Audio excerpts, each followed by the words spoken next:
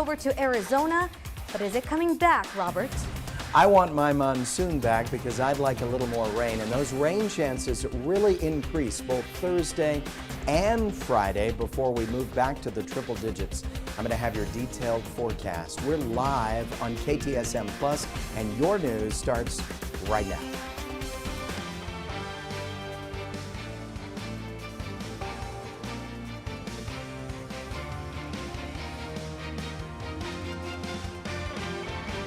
You're watching KTSM 9 News First at 4. Starts right now.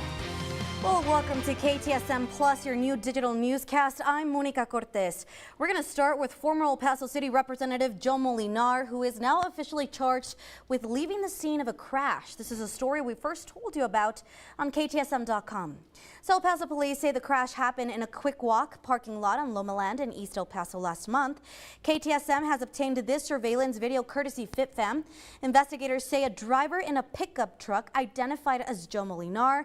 He backed out of a parking lot, and you're going to see right here that he backed up so much he ended up crashing into that minivan, and police are now saying the minivan was actually empty, properly parked in that parking lot. Police say that this surveillance video then goes on to show Molinar driving away from the crash. He was booked into El Paso County Jail on a $5,000 bond. Now, it is important to note that Molinar did serve as a police officer with the El Paso Police Department for over 20 years and retired as a lieutenant. Well, in another hit-and-run incident, police say a woman is now behind bars for allegedly injuring another driver in a crash and then taking off. According to the El Paso Constable's Office, 27-year-old Samantha Nicole Martinez was arrested on Tuesday on a warrant for collision involving injury. Police say she is the woman involved in a crash that another driver on July 9th at the intersection of Boone and Delta in South Central El Paso. Deputies say she ran away, but they eventually found her on Sunfire Street. She was then booked into the El Paso County Jail with a $75 bond. All right, well, now to a story that is actually causing some confusion. EPISD has released their updated dress code policy, and this is a story that has drawn a lot of attention on our website. Originally, language released by the district suggested that uniforms were going to be coming in for high school students, which is not true. Other things noted, students in both middle schools and elementary schools will now have uniforms with colors like white, gray, and navy blue being introduced. According to El Paso ISD, high school students will need to wear appropriate clothes and student IDs must be worn at all times. The district goes on to say the new updated code reflects the district's commitment to creating inclusive, student-centered campuses. To read more on any of these top stories, just simply visit KTSM.com. All right, guess who's here with me right now? Yes, Chief Meteorologist Robert Bettis. Robert, this is, we were just looking at that tower cam. How beautiful is that? How beautiful is that? You know, I always love it. So whenever we have those clouds, those cumulus clouds in our sky, it always reminds me of the Simpsons opening scene. Yes, and the song, I like it.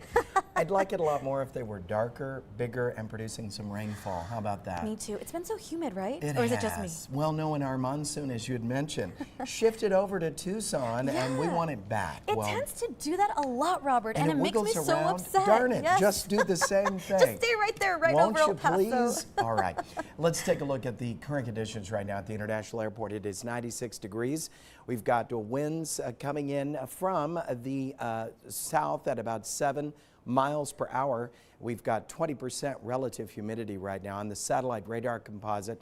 We'll see the moisture return to us. That's going to give us a chance of isolated storms tonight. Not a fantastic chance, and I don't trust it as we move through the evening hours. The instability goes up. So some of the storms this evening could come in late tonight. By tomorrow, that all shifts, and we'll have a much better chance of thunder showers.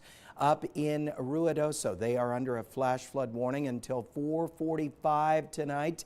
Heavy rainfall has been pounding the surrounding area. Of course, that's of major concern to us with the flooding that they've already had. If you're wanting to walk a little fee-fee tomorrow, here's your forecast. A better chance of thunder showers for our Thursday and Friday. Both days present the chance of brief heavy rainfall. I'm going to have your detailed forecast coming up in just a little bit. Monica.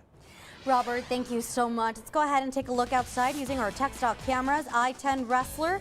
Yeah, everything is moving quite smoothly. It is 4 o'clock and it looks like not a lot of people are out on the roads right now, which is a good thing. I-10 Loma Land and East El Paso, a big 2 thumbs up.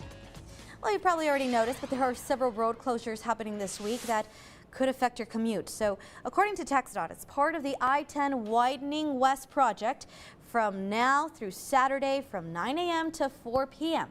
There's going to be alternate lane closures on North and South Desert between Anthony and Red Road. There will also be alternate lane closures at Red East and westbound on the North and South Desert intersection. Crews are going to be working on electrical construction work. And tonight and tomorrow night from 9 p.m. to 5 a.m. I-10 East will be closed at the Vinton exit. The entrance ramp will also be closed, so heads up. And the I-10 East Los Mochis entrance ramp will also be closed. Crews are going to be removing the portable concrete traffic barriers, so just plan accordingly if these are your routes. A Texas judge has set a new execution date for a man convicted of killing a child due to shaken baby syndrome. Robert Robertson, who is an autistic man, is now scheduled to be put to death October 16th. A lawyer for Robertson argued that an appeal is pending and said a motion to draw the execution date would be filed very soon. The 58-year-old was convicted back in 2002 of the death of his daughter Nikki, who was just 2 years old. Investigators and doctors concluded she died from shaken baby syndrome. Robertson has maintained his innocence, and after the hearing, the victims' families talked to reporters. Over national news, at Wednesday's Hill Nation Summit, Homeland Security Secretary Kristi Noem, she revealed potential changes to TSA screenings that would completely transform airport security. And in today's Political Minute, Washington correspondent Hannah Brandt dives into what policies have changed and which ones are currently under consideration. Are major shifts coming to the way we fly? I'm Hannah Brandt, Washington correspondent.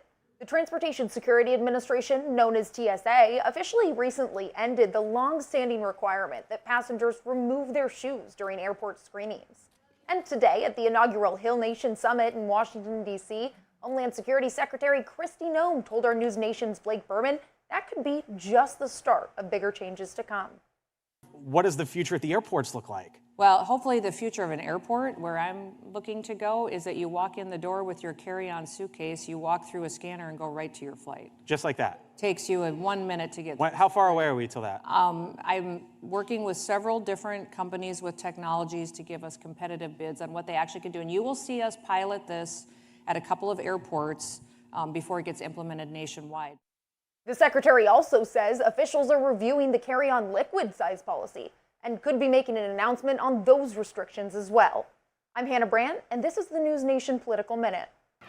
Hannah, thank you. Along the border, new video shows construction of a new border wall over in Santa Teresa, New Mexico. Now, as we've been telling you, the U.S. government says that they plan to build 36 miles of new walls along the southwest border. This includes a secondary barrier in Santa Teresa, which border officials say is one of the busiest corridors for migrant smuggling. Now, it is important to mention that this border wall is not the same as the one planned for Mount Cristo Rey. That one is completely different, and that's a completely different project. Also, Coral High School grad Daniel Lopez has been selected by the Baltimore Orioles in the 2025 MLB draft. Coming up, we're going to read some of those comments following the announcement. I'm so excited to read those.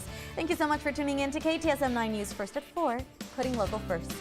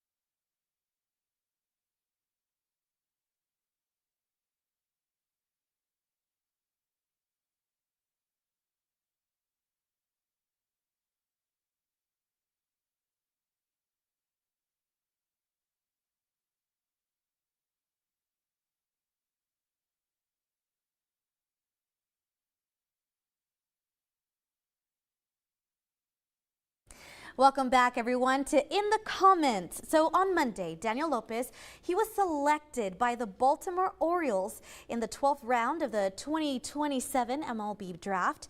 Now, this is a story we first shared with you yesterday.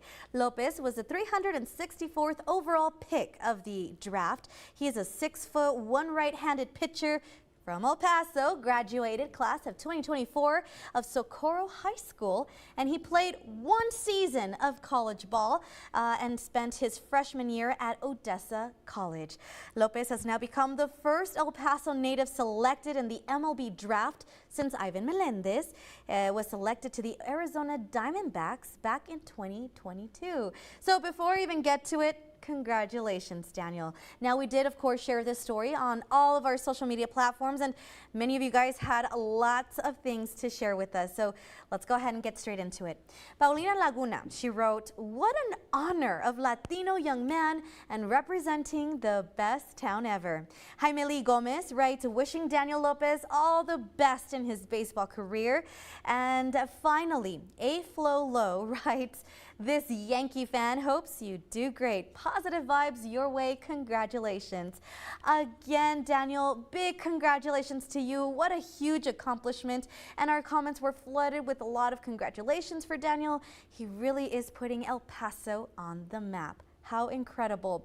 Well, here at KTSM, of course, we value your opinion and we want to hear more from you. So make sure you're following our social media platforms to keep in touch. And guys, if there is something cool that you find in your hometown that you want us to share, send it to us. We'll share it on social media platforms and maybe you'll come out on In the Comments segment. Guys, don't go anywhere. We'll be right back.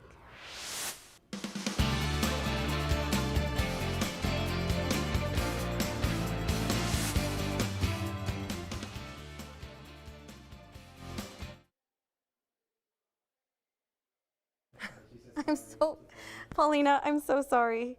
I am so sorry. George, I'm sorry. I'm so sorry, George. Oh my God. I don't know why I tossed your break. I honestly don't know why.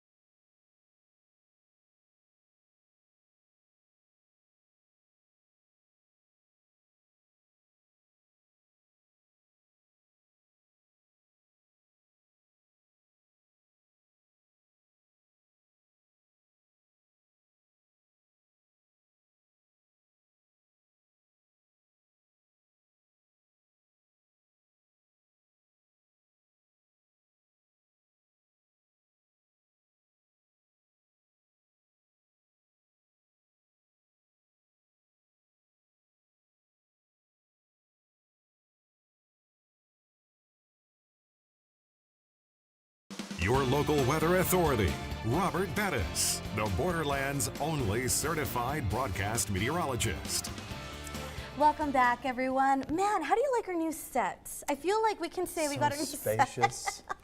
You can just, sort of just move around and it's easy peasy. It looks like we went to a bigger market. I don't know, I'm just saying. We do have the luxury. Nexstar hooked us up with a nice sized room. It's not quite as big as it looks. No, it's you know, not, on you TV guys. it looks like an enormous warehouse, but it's really kind of an intimate Small, right? setting here. Yeah. But our crew, our production crew, they do such an incredible job Yes. making it look like LA. Sweet. Right? And yeah. a lot of the stuff we block like moments before the show, and you wouldn't know if we haven't you giving rehearsed away it. I'm giving secret? away behind the nine. All I right. love it. Okay. Let's talk storm chances Yes. tonight, which is late tonight. I see the potential better than obviously this afternoon. It's been pretty quiet. But Thursday and Friday come around, and we have a great chance of thunder showers widely scattered those days, with the threat of brief heavy rainfall both Thursday and Friday. I hope we get some rain because after Friday night, things thin out for a while. 91 is the temperature in Las Cruces right now. We've got a dew point at 47. Our moisture yesterday shifted clearly over to Arizona, and now it's beginning to percolate back into the borderland again. High temperatures so far today: 98 Juarez, 96 El Paso, 93 Las Cruces, and 95 Alamogordo, 82 in Ruidoso. Satellite radar composite. We're seeing more action today than we did yesterday, where the storms were centered right on the border between Arizona and New Mexico. Right now, it's quiet over El Paso County. It's quiet over Doña Ana County, but that can change tonight. So I want to keep at least a chance of isolated evening thunderstorms in the forecast for tonight. It has been a rough afternoon up here in Ruidoso. The green flashing zone is a flash flood warning that has been posted until 4:45 tonight. Of course, after the terrible flooding, everybody's on edge with the thunder showers. They need the rain, but they don't need heavy rain to hit the right areas. Occasional gusts tonight. Even if we don't get a thunderstorm tonight, there will be storms close enough in the area that we could see occasional wind gusts this evening. The prevailing winds appear to be coming in from the west tonight at about 5 to 10 miles per hour. Here comes your exclusive 9-hour forecast for tomorrow. High temperature about 97 degrees with widely scattered late day thunder showers. Now the rain chances go up for Thursday and for Friday, and we could get those type of storms that produce the brief heavy stuff without warning. Here's your allergy forecast. That's been almost unchanged for days in the 9 range, which is high. Here are the low temperatures tonight, going down to 70 Alamogordo, 68 Deming, 79 Juarez, 74 for Van Horn. High temperatures tomorrow going to 95 Alamogordo, 79 Ruidoso, 95 Deming, 98 for Juarez. Tonight for you, Las Cruces, I'm going to keep the chance in of a thunderstorm developing later tonight. Atmosphere is moderately unstable. 95 high temperature tomorrow, way better rain chance for tomorrow afternoon and evening. 78 low temperature tonight. Same story for us, just a slight chance, but then tomorrow, here come the thunder showers again in full force with a high of 97 degrees. Now coming up, I'm going to have your exclusive 9-day forecast. We'll talk about a return to the triple-digit heat this weekend. You stay with KTSM 9 News.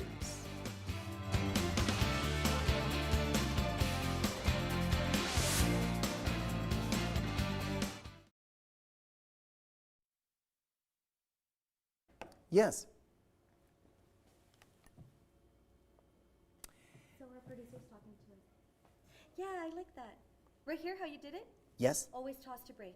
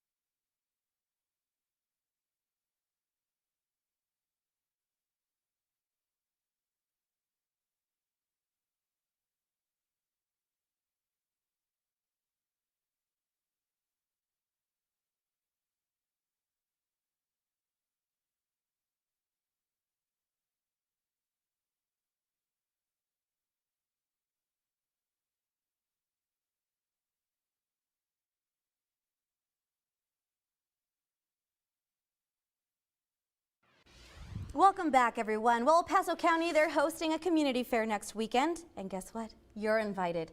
The Barks, Branches, and Bookworms Community Fair is taking place at the Canutillo Community Center in Gallegos Park on Saturday, July 26th from 9 a.m. to 1 in the afternoon. The fair is to promote animal welfare, environmental stewardship, and public resources. They're going to be offering free pet vaccines, free food, kid-friendly activities, and just so much more. Also, the El Paso VA Healthcare Center is going to be hosting a VA Health Care Enrollment event and Summer Vet Fest. So the event is meant to inform veterans, their families, and survivors about the PACT Act and to encourage them to apply for the health care and benefits they so have earned. It's also taking place next Saturday from 10 a.m. to 2 p.m. at the El Paso VA main facility. There are also going to be a lot of fun family activities, a car seat checkup, and lots of information booths. And the hospitals of Providence and Life Point Rehabilitation have opened a new rehabilitation facility in Far East El Paso. Now, this is a story we first brought to you yesterday.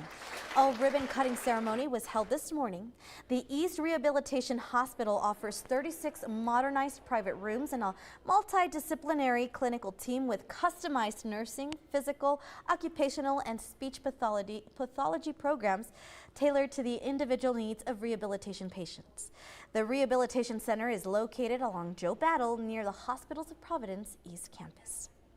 All right, well, that does it for us here on KTSM Plus, but guys, don't go anywhere. We still have another half hour of news and weather coming up on KTSM 9 News, first at 4. We'll be right back.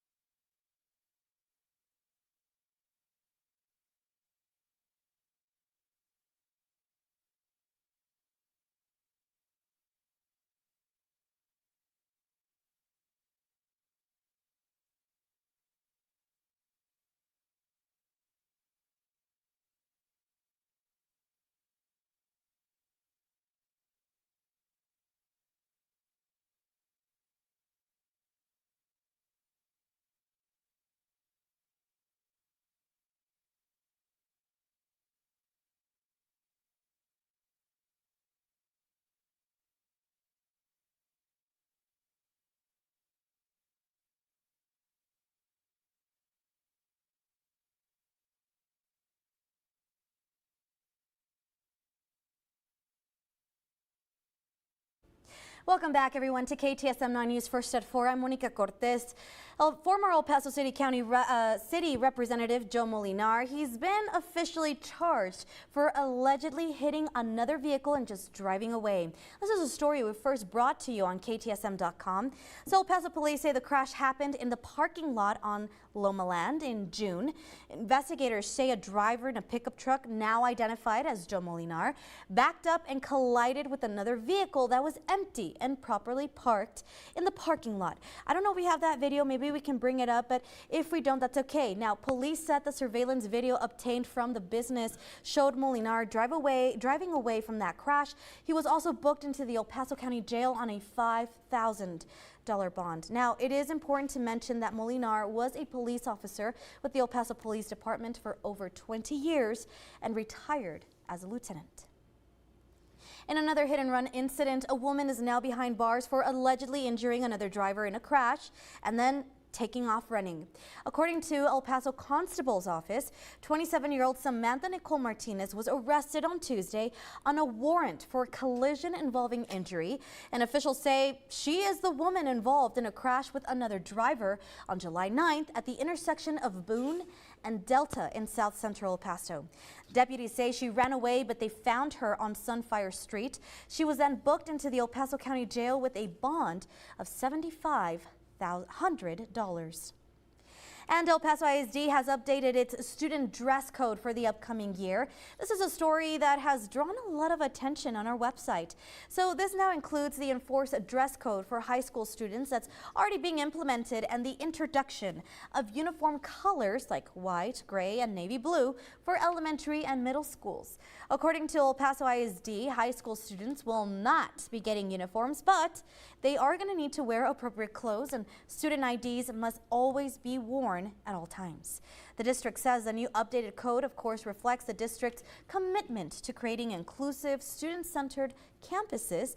And to read more on all of the top stories, just simply visit KTSM.com. All right, well, if you missed it, in case you missed it, 2 new laws of legislation have been passed, all to help Texas pet owners make better and more informed decisions about where to take their animals to get veterinary care.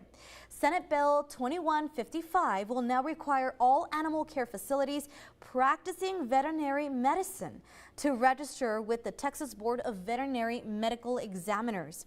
This is a move that officials say will be beneficial to both pet owners and veterinarians.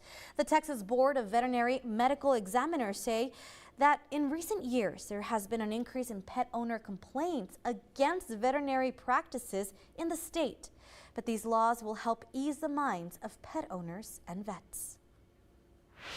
Continue to get the veterinary agency up to speed so that they can transition to being on their own in the next couple of years. What this bill does is it allows us to license and regulate veterinary facilities in addition to those individual veterinarians. The other law, House Bill 500, will allocate $500,000 to expand the Veterinary Board's electronic database. Officials say it will give pet owners greater access to research and the history and licensing status of veterinarian professionals and facilities. Very positive there. All right, so let's talk a little bit about weather, because I feel like we've been getting a lot of questions. So Robert, if you look outside, yes, you're gonna look at those cumulus clouds, and if you're like me, you're like, I think it might rain. So the question is, our Facebook Live viewers wanna know, I wanna know, yes, are we getting rain anytime soon? Okay, so tonight, the chance is not great, Monica. But in the night, you're gonna watch the dew point go up, instability go up, so we could get some late night action. Do you think we'll get fog in the morning or no? No, Okay. but tomorrow, thunder showers, Friday thunder showers. Both day, good chance. Friday? Friday. All night? Much of the night. Okay. No Not pool all time. night. No pool time. Okay. All right, let's take a look outside right now. We've got 96 degrees at the airports. Winds 7 miles per hour. Dew points come up to 49 degrees, so a little muggy this afternoon and hot. We do have storms in the area. Will we get a chance of a direct storm right over El Paso or Las Cruces in the night tonight? Yes, I want to keep that chance in until late tonight, because we could see a pop-up storm later this evening. A look at the radar composite right now. It's quiet over El Paso County. Doña Ana County as well. But the atmosphere fairly unstable. We're getting our moisture back from Arizona. It's already wreaked havoc over Ruidoso. They are under a flash flood warning currently until 4:45. They've had some heavy rainfall with thunder showers in the mountains, kind of a precursor of what will be coming on Thursday and Friday. Now, here's a quick look for tomorrow. We can expect a chance of thunder showers, a better chance of rain for our Thursday and Friday. In fact, upgrading that to brief, heavy rainfall possible. I'm going to have your detailed forecast coming up in just a little bit. Monica. Robert, thank you so much. Well, turning over to Kerr County, there have been 107 confirmed deaths. 37 children are among the dead as helicopters continue circling the area searching for the missing. Capitol correspondent Dylan McKim is in Kerrville with the story of survival. We've seen so much loss here in Kerr County, but we've also heard stories of survival. I want to share one couple's story who, through strokes of luck or possibly divine intervention, were able to survive as a wall of water came crashing through their home. The Riverside Nature Center in Kerrville is in the 500-year floodplain, and yet the Independence Day flooding brought unprecedented damage to the site. It looked like somebody had come in here and just a tornado, because everything was turned over, everything was out. The center brings in 15,000 guests a year, and it's home to this model. The Guadalupe River Basin. A topographical map that shows where the Guadalupe flows, through peaks and valleys, wrapping through towns. Where the rain fell was at a high elevation in the hill country, and it all came crashing down. About a 500-foot drop in elevation in a short distance. It's just such an incline in a very narrow space. The water passed through Ingram and the home of Susan and Rick Johnson, situated between the Guadalupe and Bumblebee Creek. They both met in the middle of our backyard and house. A wall of water came to their home. Equipped with a go bag, they opened a window and swam out. In the darkness, a well-timed lightning strike showed the path to safety. God gave me light. I saw a sycamore limb hanging down, reached up, grabbed it. They sat cold in the tree for close to 2 hours as the waters washed away their life, trying to stay calm. He was very calm and just talked me through it, and so I didn't panic. Everyone in their neighborhood survived, but most of their belongings are gone. They're living in a camp in the interim. But the duo are finding ways to stay positive. Like I told her up the tree, freaking out's not going to help you. No. God helped me. Why should I be sad? We're alive. In Kerr County, I'm Dylan McKim. And sticking to Kerr County, some of the girls who survived the Camp Mystic flooding are working to raise money for the destroyed camp. People waited in long lines to get lemonade and cookies from a group called Fort Worth Mystic Girls. Only a couple of weeks after being evacuated from the camp, the girls were busy organizing the lemonade and bake sale. They told their mom about their idea on Friday, and they quickly got into action on Saturday morning. More than $63,000 were raised in just 4 hours. They started the day at $10,000 with donations from several people, including a little boy who donated everything he had saved at home. Gosh, this really just pulls on your heartstrings. Their mom says this wasn't just a lemonade stand. It was a stand for love, remembrance, and the enduring light of Mystic. Well, over in consumer news, the cost of eating out is definitely going up. That's according to new data. A study by Toast Research says that the price of popular items like burgers, beer, and even premium coffee escalated in June. The cost of a regular cup of coffee remains steady. However, the higher prices have not sent Americans back to the kitchen. The service says hungry customers are just eating out more than cooking at home in the past few months. Interesting. Well, the White House is finalizing an executive order to allow 401k retirement accounts to invest in private equity. The Wall Street Journal says that this would ease legal concerns that have largely kept private equity and other alternative investments out of retirement plans. It would also be a major win for the industry, which has been trying to secure a piece of roughly $12 trillion held in 401ks. Supporters say opening funds in private equity would offer savers more investment options, but others say it would also come with greater risks and higher fees.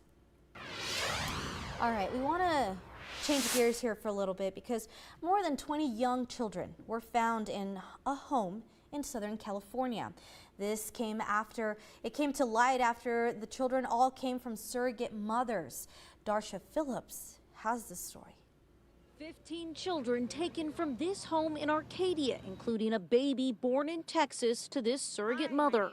The FBI, me and some of the other girls that I'm talking to are currently working with them. I completed like a 3-hour interview with them a couple weeks ago. Kayla, in an interview with the executive director of the Center for Bioethics and Culture, says she thought she was carrying a baby for a couple struggling to have a child, Sylvia Zhang and her husband, only to find out months after she gave birth that she was one of many women carrying a child for the couple, and the baby she carried was now in foster care. Told me she was in jail for 4 days. The police took one of her phones for investigative purposes, and that they're accusing her of selling babies. She still swears that that's not what she's doing, that it's, they just want a big family. This all unfolded when a hospital called Arcadia police about a 2-month-old baby who came in with head trauma. When police arrived at the home on Camino Real to investigate, they discovered 15 children in the home, ranging in age from 2 months to 13 years old. 6 other children connected to the couple were found in the care of family and friends. Neighbors are in disbelief. At home eating dinner, and we watched the news and we couldn't believe it. Shocked, sickened, especially when there's abuse involved, any type of abuse. Police say the home was set up like a school and that cameras they seized from the home showed the kids were being emotionally and physically abused by at least 6 nannies, including this woman who police are searching for. And police say the parents were aware of the abuse. And that was Darsha Phillips reporting. Coming up, tropical weather preparations in Lafayette, how city crews are preparing. Thank you so much for tuning in to KTSM 9 News First at 4, putting local first.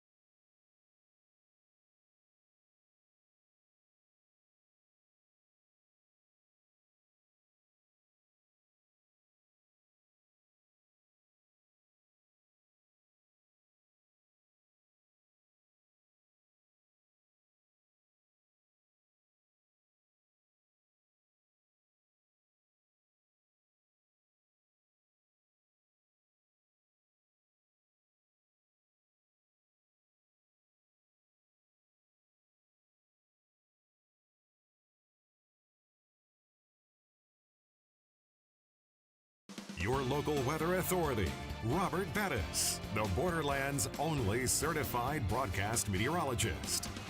Welcome back, everyone. So a tropical disturbance is slowly moving towards the northern Gulf, and that is expected to produce long periods of potentially heavy rainfall across just parts of southern Louisiana tonight all the way through Saturday.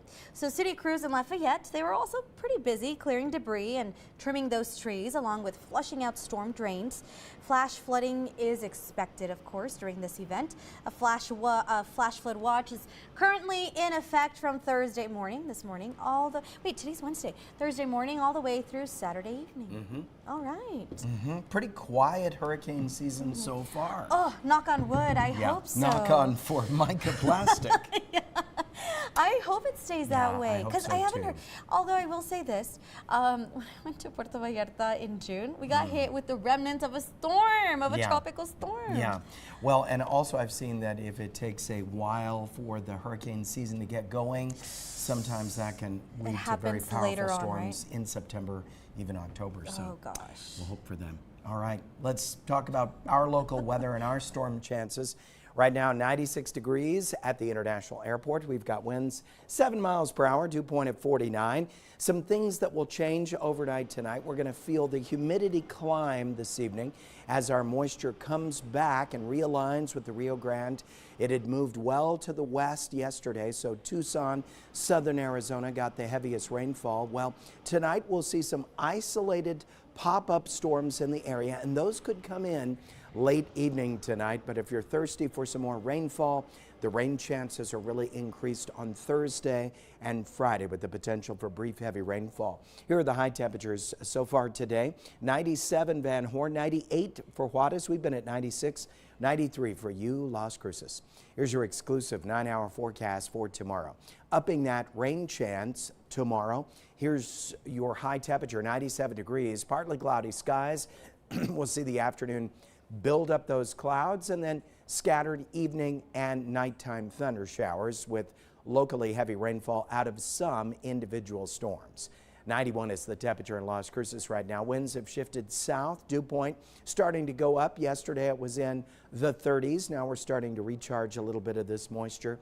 In general, you can see that it's quieted down over Arizona as that flow of moisture comes in from Mexico in its usual monsoonal alignment. So that's going to give us a window of opportunity for some thunder showers both Thursday and Friday.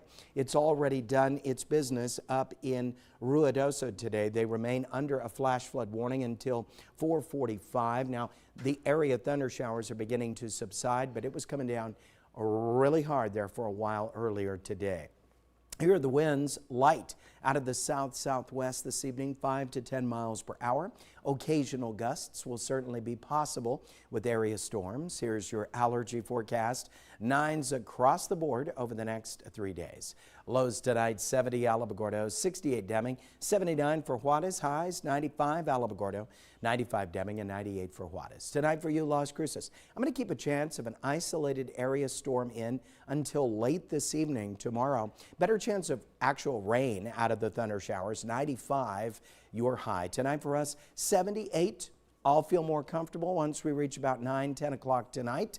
We'll keep that chance up. 97 high temperature for tomorrow. Now, only KTSM gives you 9 full days of weather. On Friday, we'll extend that chance of brief heavy rainfall out of thunder showers with a high temperature of 98.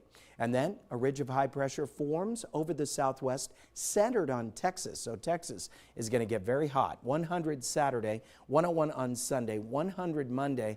Isolated storms Monday through Wednesday, but the rain chances, well, let me put it this way. Thursday and Friday are our best shots at rain. Monica. Wow, interesting. I love it, Robert. Thank you so much. Okay, let's go ahead and send you outside using our traffic alert, our tech stock camera. So it looks like traffic is starting to pick up. This is I-10 Crockett. If this is your commute, just know there's a little bit of backup, nothing major. I-10 Boone over here in, what is this, Central Paso maybe? Looking pretty smooth. All right, so this is a story that we first brought you at the top of our show. Former El Paso City Rep Joe Molinar has been officially charged for allegedly hitting another vehicle and just driving away. So El Paso police say that the crash happened last month in the parking lot of a Quick Walk on Loma Land in East El Paso. And investigators say that a driver in a pickup truck identified as Joe Molinar backed up and crashed with another vehicle that was empty and properly parked in that parking lot. So check it out. This is a surveillance video that you're seeing right here that was obtained from the business showing Molinar doing just that, getting into his truck, backing up, and then crashing into what seems to be a minivan. You can see it right there. Do you see that? So he backs up, crashes. Now, what we don't see is that police say they found surveillance video showing that he just took off. He didn't do anything else. So he's now been charged and he's been booked into the El Paso County Jail on a $5,000 bond. Now here's something to note. Molinar also served as a police officer with the El Paso Police Department for over 20 years and retired as lieutenant. Of course, we shared this story onto our social media. It got a lot of people talking. So here are just some of the thoughts that you shared with us. Lika Alvarez writes, "Good. What we need is the law to make people responsible for their actions," end quote. Lourdes Zavala writes, "Wow, ridiculous. How he should have known better not to flee the scene." And Jaime Carlos Herrera asks, was he intoxicated? Now, we don't know the answer to that, and we're not going to speculate. We don't know. Police have not released the entire investigation. So don't go anywhere. We still have a lot of more news and weather right after this break.